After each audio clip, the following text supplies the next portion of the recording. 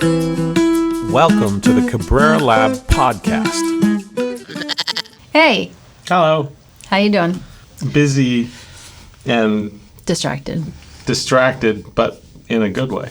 A lot of people, so we've talked a little bit about this concept of echo chambers in a lot of different contexts and ways. And people are sort of like, hey, tell us more about echo chambers. Why do they matter? What are, we understand kind of what they are, but what's the bigger picture? Yeah, echo chambers are a big thing. They're a big thing across the board. I mean, they're affecting our individual lives with social media because we're individually creating little echo chambers with that phone, us and our phone. Yeah. As an interface. We are sometimes purposefully, sometimes not purposefully, sometimes kind of just by our own little actions that we take, creating an echo chamber that feeds us the news we want to hear. Yeah. And informs us in the way we want to be informed and doesn't inform us about what we don't want to know about or don't want to experience. So that's an echo chamber. Then there's these sort of echo chambers that result from what are, in effect, likes, like when we like something, or citations in academia is like the academic form of a like, right? Or, eyeballs on, like in the news. So that's like a like if you're watching, viewership, right? Yeah. Viewership. So all of those are a form of citation, a form of noticing, a form of acknowledging. And that's happening in the news cycle. That's happening in academic citation networks. And those actually cause echo chambers. So, for example, in the news cycle, you have somebody that creates a story. Now, that story could be, under false pretenses, like somebody with an agenda is creating a false story. Or it could just be bad journalism or bad reporting. It doesn't always have to be intentional. But that story then gets picked up by somebody who either needs news, again, not necessarily intentional, to be dastardly or anything like that, or agrees with the story, opinion-wise, not on a factual basis, but their opinion is that they agree with the story, or in a devilish way, they have some agenda, and that story serves their agenda, right? Whether the story's true true or not. So now that person, then that news outlet, or news source, and the news could be anything. It could be the big news, it could be the little news, could be podcasts, could be anything. And they report that story. Right. It could even be a social media post of an individual, because we're getting our news in so many different ways now, right? Yeah. Now they report that story. Then other outfits pick it up and report the reporting of the story. And then they report the reporting of the story. And pretty soon it becomes such a complex network of all these affirmations of likes and eyeballs and all these things that we just assume that the story is true. But it never was true in the beginning.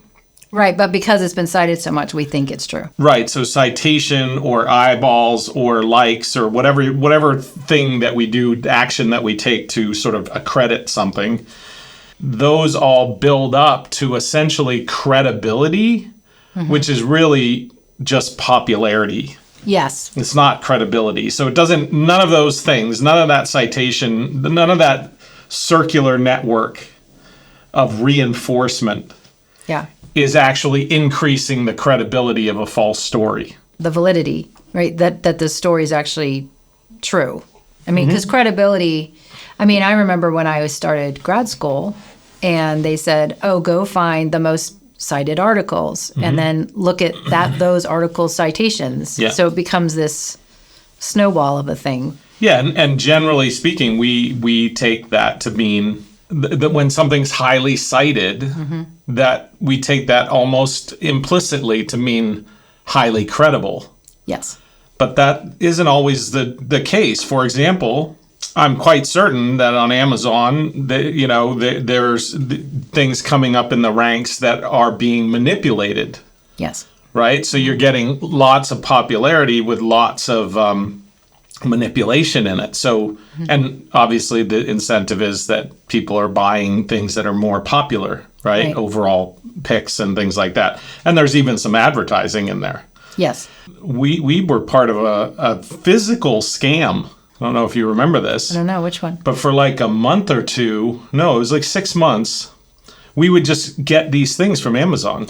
Oh, you mean the random packages? The random packages that we didn't order. Yes. We would get them. And we were like, what is going on? Why are we getting things that weren't on our Amazon account? They weren't on anything.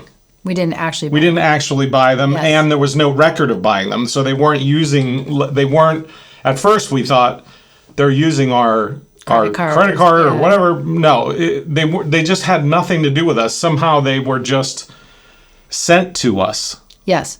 And then we thought, well, why would anybody do this? Yeah.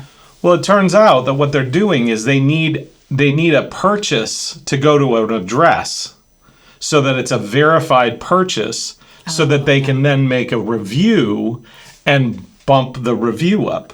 Right. That's all to get little stars, right?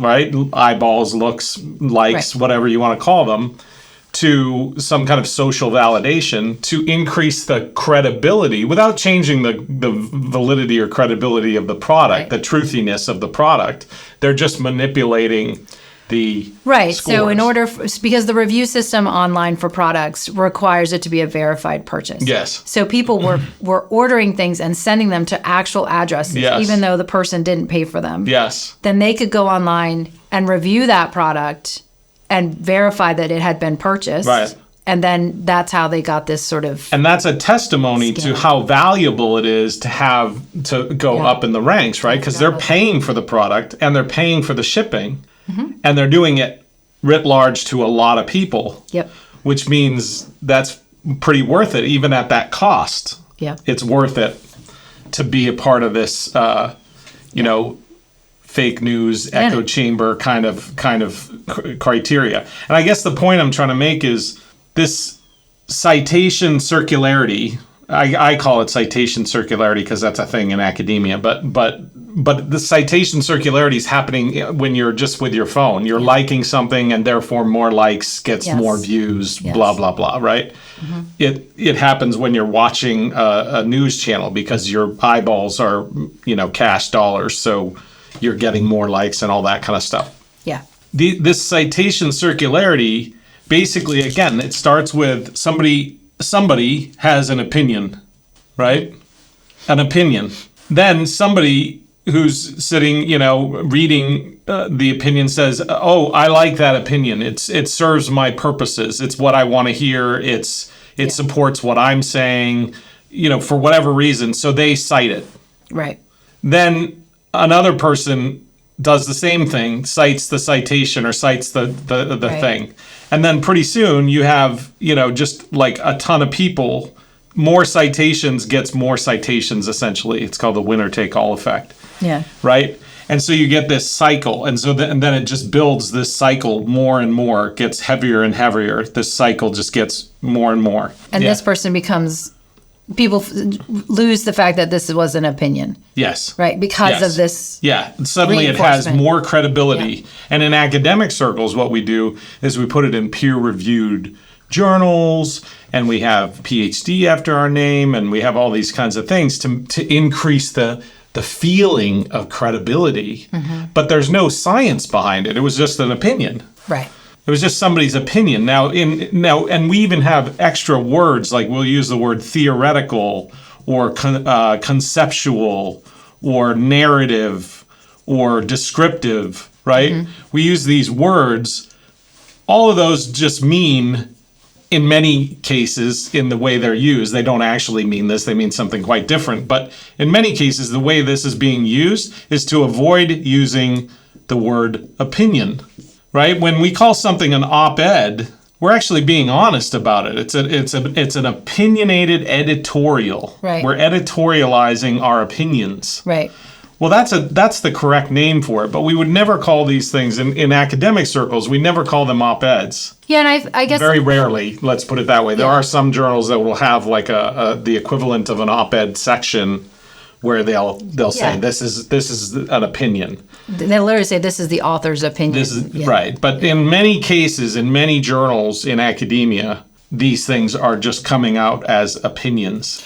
It's not bad that somebody who has an expertise in some field has an opinion. No, they have every right to it. That's perfectly good. And maybe I would like to hear that person's opinion. But when it passes as something that's other than an opinion, that's where it becomes a problem. Where it becomes dangerous. Is like when somebody writes an op-ed and we take it as news. Yes. Right? That's what's happening. So again, I'm kind of switching between different fields, but what I'm trying to get at is the same pattern is existing in all these different fields, whether it's an individual with their phone and a bunch of likes on Instagram, whether it's the news cycle, or whether it's an academic setting.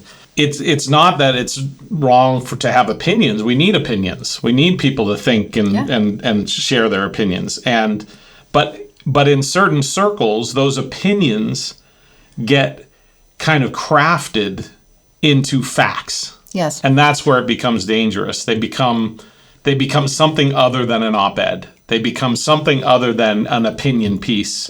They become credible. They become science. And they're not. We're not even doing science in many cases. We're doing philosophy. Right. And philosophy is great, but it's not science. Philosophy often precedes science. Like, we talk about things and we try to get our head around things, and then that becomes something that has some kind of construct validity that we can measure. Yes. And then it becomes a scientific exploration rather than a philosophical one. Yes, and when you say science, what you mean is an actual observable methodological inquiry into the nature of the things that you're speaking about. Yeah, Is that a fair way to say it? Yeah, that's a good way to say it. I would say, depending on the field that you're in. I mean, if you're in physics or chemistry, there's going to be more stringent kind of specifications for what counts as empirical. Right. Because those fields are older, they're studying simpler things, and they just have more structure. In the social sciences, things are, much more complex. We're dealing with, social and technical systems and all kinds of things. So the specification for what is empirical is less so. Less rigid. Less rigid, but still empirical. But rigorous. But very rigorous. Yeah. All rigorous, but just we're studying different phenomena that have different levels of complexity. And so given that, you have to take certain things into account. For example, you can pull the wings off of Drosophila flies. Well, you can't pull the arms off of humans, right? So that's like one example of, things change as you get into more complex things that are human-centered and all kinds of things. So the main thing that makes something empirical, the kind of the gatekeeper of empiricism, is that it's something observable, meaning it isn't just an internal reflection. Right. I think this, I notice this. It isn't just anecdotal, I experienced this. You're making some kind of observation of the real world. That's the real gatekeeper. Yeah. Then there's things like you have transparent and replicable methods. You have the observation, in a sense, creates the sample. Mm-hmm. Because if you're observing something, that something is the sample. Yes. Right? So the sample is just the thing that you're studying, or the number of things that you're studying. The N is the so observation's really the main thing. But there's 5 or 6 other things that matter in science that make it kind of empirical, more higher quality empirical versus lesser. Right. Which includes things like data analysis. Whether you report your findings and being, most importantly, being transparent about it all. Yeah. Being transparent about it. In other words, you could go sit in a field and watch a frog. Yeah. And that's empirical. And document it. And you document it. And if you're transparent about what you did, if you don't claim more than what you did, if you just say, I went and sat in the field and watched a frog and this is what I found, right? Yeah. Well, other people can go sit in a field and watch the same frog possibly at the same time in the same field. Yep. And or the same type of frog, and because I identified the type of frog that I was talking about, and because I was transparent about that, somebody else could replicate that experiment, or that it's not an experiment, but it's that observation, that study, and they could see if they came out with the same kinds of conclusions that I came out with, right? So that's replicable. Yeah. But it starts with an observation. Right. Like an observation of the real world, not an observation like I'm just making an observation in my head. Yeah, I mean, I guess I think about, to me, when things become sort of circular and reinforcing, that's a little bit of a red flag. Huge red flag. Because we've all seen it in the news cycles and in social media. So I wonder if you think about all of those circles of reinforcement. I mean, it seems like over time, I mean, I don't know how to say it in a way that makes, I was going to say fake news, but it's not really fake news. It's like you don't have a footing or a grounding in what's true or what's real or what's been tested. Yeah. Right? So you just start to rely on these echo chambers across different contexts. I guess I'm trying to think about down the road, what does that look like 5 years, 10 years later for us collectively and also individually? Yeah. If that's what we're relying on. Well, it looks like not being able to know the truthiness of things. Yeah. I mean, sure, truth is hard to come by, and we don't always know truth is a weird thing. What's the truth? But the truthiness, I guess, would be the word I'd use. Like, how close to the truth is it? Is it relatively supported, or is it just like a complete fabrication? Mm-hmm. And I think where we're headed, if we don't get a handle on this, if we don't increase the standard. So, for example, journalism has a standard. Yeah. It's just when we start these news pieces without that standard, when that standard has gotten degraded, then news pieces like that occur. Other people benefit from citing it. Yeah. And the cycle begins. Yes. Right? When scientific standards exist that are amazing, possibly the most amazing standards that humans have ever created. Yeah. Scientific standards exist, and they're quite remarkable. But in academia, which is different than science, oftentimes we conflate the two, but they're different. Yeah. Academia is a professionalized game that we play as if we're doing science, but we're not. That's not always the case. That's not always the same thing, right? Yeah. So I'm very careful to distinguish between those, because science is remarkable. Academia is sometimes remarkable and sometimes not. When we go away from those established standards, some really good standards, and we decrease them slowly and surely, or we try to manipulate them. Yeah. Like having 5 stars on Amazon, not a bad standard. But when people know the algorithm and they can manipulate it, then that standard gets manipulated, right? So you can create papers that appear to be very empirical, and they're not. If we're making decisions, like what I'm buying, who I'm voting for, what I'm reading, based on these rating systems, I mean, for lack of a better word, like ratings, and those ratings are just based on these circular reinforcing loops. I mean, that has huge implications. I mean, we've all seen it look at the media today. Like, I was watching the news the other day, and I think I turned to you and I said, well, they're saying a lot of just who knows? Off the cuff, totally manipulated terms for things that serve their agenda. And it's both sides. All of it. All sides. All of it. All of it. And to me, it's interesting, because you think about a person who is not thinking about or aware of this loop. They're just like, oh, those people are terrible because the newscaster called them this term. Yes. And, it just seems, what's the word? I don't want to say hopeless. Confusing. Confusing is a good word. Yes. And it's a little unsettling. Yes. Because there's no ground to stand on. Ground. It's like you're in a swamp. Yeah. And you no matter where you step, there's no firm footing. So that, and again, I think this happens, we're talking about big systems like science and academia and citations, circularity and things like that lead to echo chambers, or news cycles that lead where fake news rises to the top, or even buying cycles where not so great products raise to the top. But it's happening just like when you're sitting in your room with your phone and one of the social medias where it's like you like. And and then at that moment 10,000 people like, and so that gets more, and because it gets more, right? That's called the winner takes all. It's part of network theory that it's called the hub effect. So the more you get, and then that thing just grows and grows and grows until it becomes kind of like part of the consciousness. It becomes just assumed. And there's potentially no validity to it. So when I see things on my phone, the first thing I say is it true? And I think we could benefit a lot from doing that. Meaning, I just read an article on, doesn't matter where, literally doesn't matter where. I just read an article, a news article. Is it true? I think a lot of folks go, oh my God, I can't believe it. They just believe it. And if you can't believe it, maybe you shouldn't. Right? So it's like, is it true?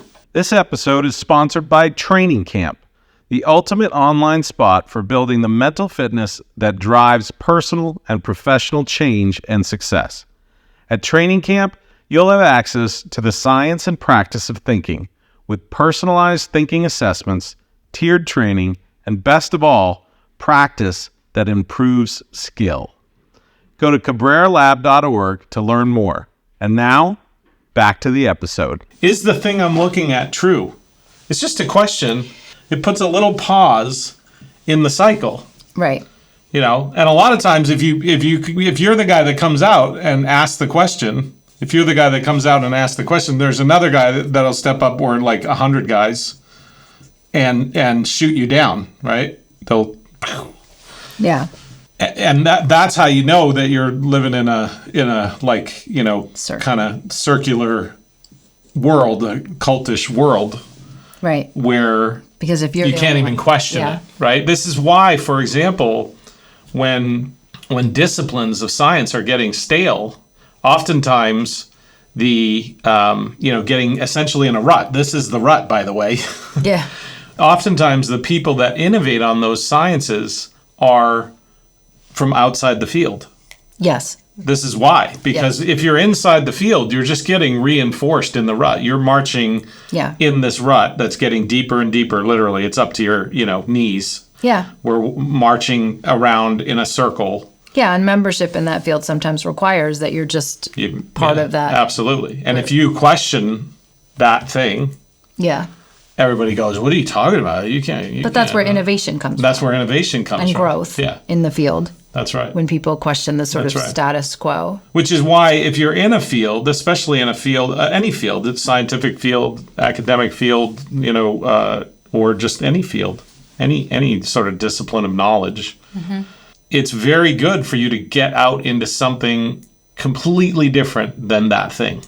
So if this is why people take vacations and just like cull the herd with alcohol or something like that. But I mean, I'm talking more about like get outside of your discipline into another place, into another discipline, into another area. Or another institution. Another thing.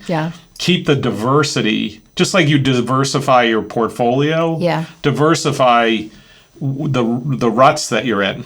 And as a result of that, you'll be more innovative, right? Because you'll be like, wait a minute, I don't have to buy that. They buy that, but over here, nobody cares about that. Right? Over here, that thing that they value in that tribe over there, over in this tribe, they don't care at all. I mean, when I was thinking about doing a PhD, I was talking to my advisor, Jerry Ziegler, my favorite. He was great. And he said, you should strongly consider going to an institution that's the exact opposite of the one you got your master's in. Because there's an institutional norm and there's these worldviews and things. And he said it would be good to expose yourself to something completely different. It's the same thing with social media. Follow both sides. Totally. Look at opposing views on purpose. The other thing I was going to say when you were saying something about truth, I worry about when we say the word truth because I think a lot of people well, I don't know, maybe I'm nerdy, but I think of sort of this existential philosophical truth. And I think what you mean is the degree to which whatever you're looking Evidence. at but it's approximating reality. It's trying to approximate reality. It actually has the intention. Because it's easy to throw truth away. Because people go, oh, no one knows the truth. Nobody knows the truth. Like, you can't know the truth. So think about it more like... But so I have a slightly different perspective on truth, because it's kind of like it's a percentage game. So something can be true 100%, which is rare. Right. Or 0%, which is a lot. And there's an infinite number of positions along this continuum. Right. So when I say truth, I'm just saying, like, where on the continuum is it? Is it like 70% true? Is it like 20% true? Because there's a little bit of something in most things, maybe, but there's a lot of zero. And 100% is probably not just because something's not 100% true doesn't mean you throw it out. Right. Because we rarely get to 100% truth. So it's really about, is there any evidence whatsoever that this thing is, valid, true, reliable, something I can count on?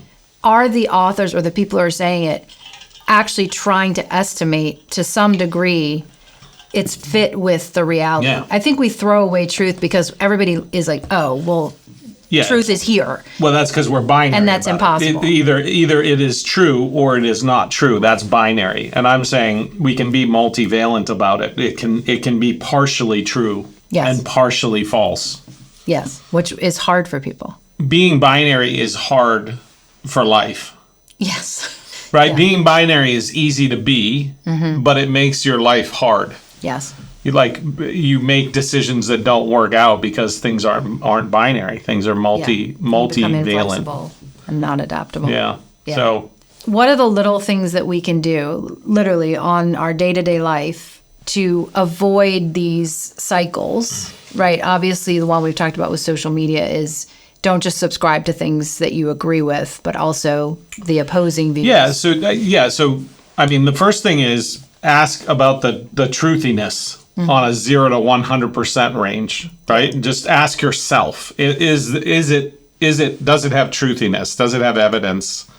0 to 100%. Not does it or does it not binary. Right. The second thing is stop creating your own echo chambers, right? I talked to a student not too long ago. I was actually talking to a whole group of students, and a couple of them were like, it's just too stressful to have people disagree with you on social media, so we just unfollow them.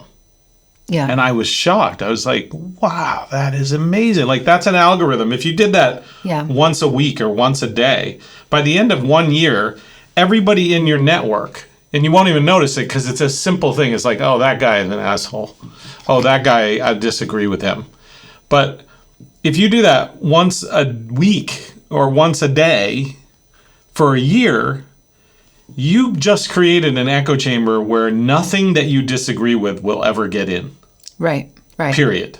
And you did it in tiny little increments that were almost not noticeable. Yeah. Right? So that's the other thing is don't allow yourself those little incremental actions that create echo chambers, which means go purposefully follow things that you disagree with. Go purposefully follow people that have different opinions than yours.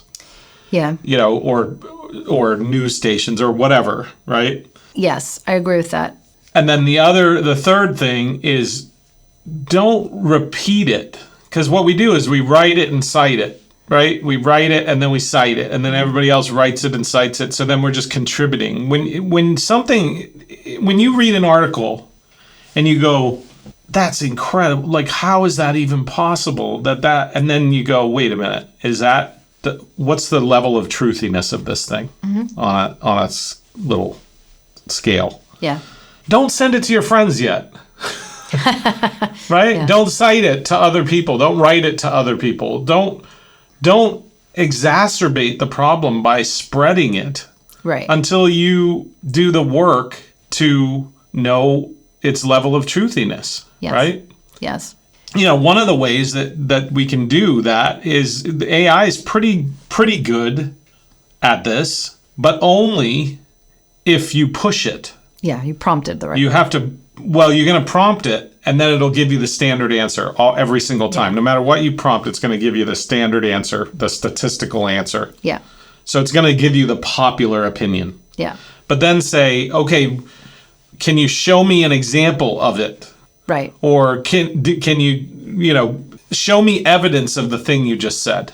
Yes. Then it has, and don't make anything up. Don't predict. Don't bullshit me. Don't don't do your AI thing. Right. Give me evidence, and then ask it to show you where that evidence is. Yeah. And if you do those kind of 3 steps, you can usually find something close to whether or not the thing has truthiness. Yeah. I was going to add one thing to the students when we were talking about the students.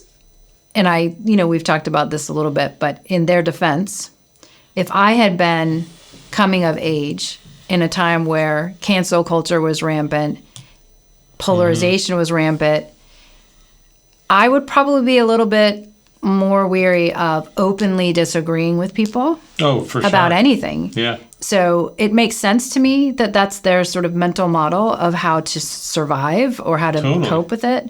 I think one of the biggest things that I worry about, I remember when I was in college a long time ago, we were encouraged to with veracity debate our peers in our. Sure. I was in the School of Public Policy and Government, but I was encouraged to. We had classes where 2 students of completely opposing views would talk for 20 minutes in the debate. It was a pedagogical tool. Yeah. Right. We used to say take the opinion that you don't share and argue for it. Yeah.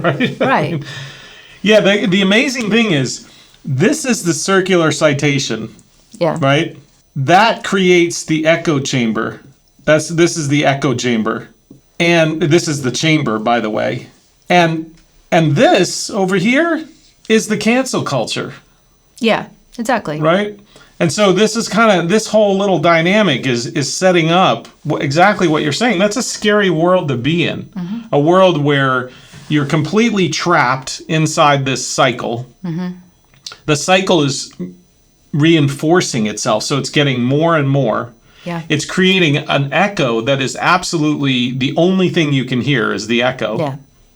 And if by hook or crook you happen to be outside of it, you will be summarily, and you question it, you will be summarily executed, canceled.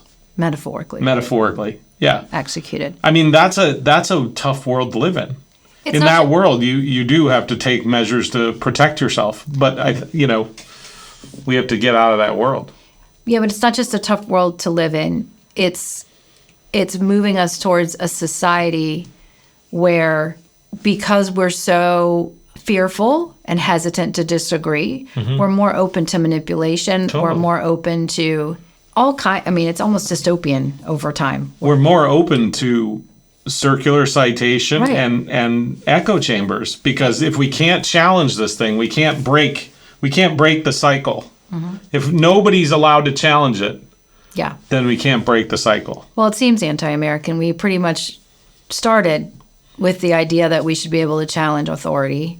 Absolutely. And anti-science, by the way, because science was, Galileo challenged the church. Science is deeply, the authority is reality for science. Yes. The authority isn't some dude. Yep. In a nice suit or cloak or something. The authority is, can you replicate it in the real world? Yeah. In real observations of real things. Well, and can you show that? And it doesn't matter who you are. Yeah. You can be a homeless dude and be the greatest scientist in the world. Yeah, but it's not just about replicability. It's also about, can you show that you're actually measuring and approximating what you say you are? So you have to have both that and the validity, the reliability and the validity. Because you can have reliability without validity. Mm-hmm. You can replicate bad experiments. Yes. Any day. Right? That are not measuring what they say they're measuring. That's right. So without the pair, that's right. You're going to get nowhere. Yeah. Yeah, validity is like, if you take a target, this is validity, or a bunch of hits, and then this could be reliability. Right. Right. So you're hitting, you're repeating it It's very reliable, well, but you're not but hitting it's not the target. valid. Yeah, exactly. I just, I think one of the things that we've talked a lot about in terms of echo chambers and things like that is this whole idea of pushing back on truthiness, not being binary, testing your own mental models against reality, and then also testing other people's mental models about reality. Yes. I think we've said before, distrust and verify. Yes. As a sort of way to think about it. Yeah, I mean the other piece that's really important if you're somebody that is in a position to really affect these big systems. Yeah. The other piece to really keep in mind is if you allow this to continue, eventually you will lose credibility. The whole system will lose credibility. It will. It will collapse. Right? The whole system will eventually lose credibility because humans will wise up to it. And that's what's happened with our dominant news structure. I mean, we used to get on the news and there'd be one dude, and remember Walter Cronkite? And he would report I missed that. news that was just like factual. He just said what was happening. Have a whole lot of opinions. When he did have opinions, it was at the end, and he would clear. say, "Here's my opinion on it," and it was rare and only when it needed to be, and that was it. It was just kind of like the news, right? And there was credibility there. Yeah.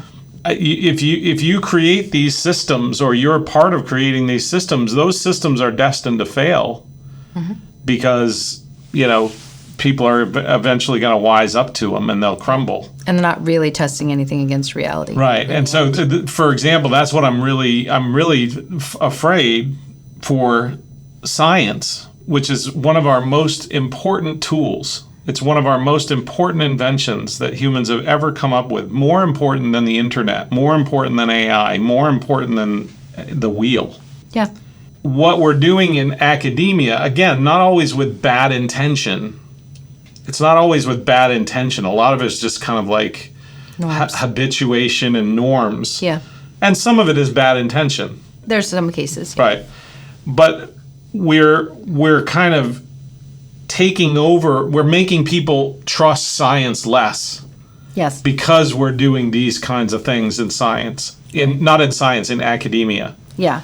Science is science. They get conflated. And they get conflated because everybody thinks, well, if you're in academia, you're a scientist. Not true. Yeah, I mean, I think if I was queen for a day, which would be fun, I would say let's change people's perception of science to be less sort of technical and tied up in this stuff and say science is the way that we discover and create and test and then evolve our knowledge about everything. About everything. Like anything. Yeah, and we're doing science every day as people to just like, we're doing it all the time. On small things and big things. Yeah. But if we could change the way people think about it and just make it about knowledge and not about this process and not lock it into an institution. It's a little bit like saying law, right? So like the practice of law, lots of dastardly things can occur in the practice of law. But that doesn't mean that if you disagree with that you want a lawless society. You still believe in the rule of law, right? You just don't believe in these tactics. Yeah.